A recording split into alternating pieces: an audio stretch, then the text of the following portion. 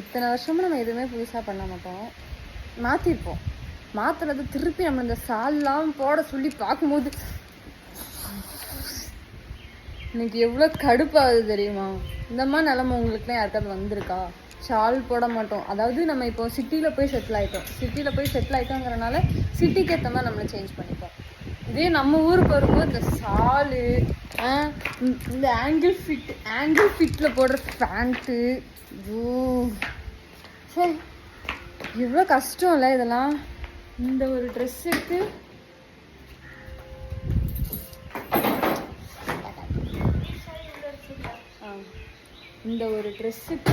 இந்த நல்லா இவ்வளோ லென்த் இருக்குது, அவ்வளோ லென்த் இருக்கிற ஒரு ஃபேண்ட்டுக்கு, ஒரு ட்ரெஸ்ஸுக்கு ஒரு இவ்வளோ பெரிய ஃபேண்ட்டு தேவையா?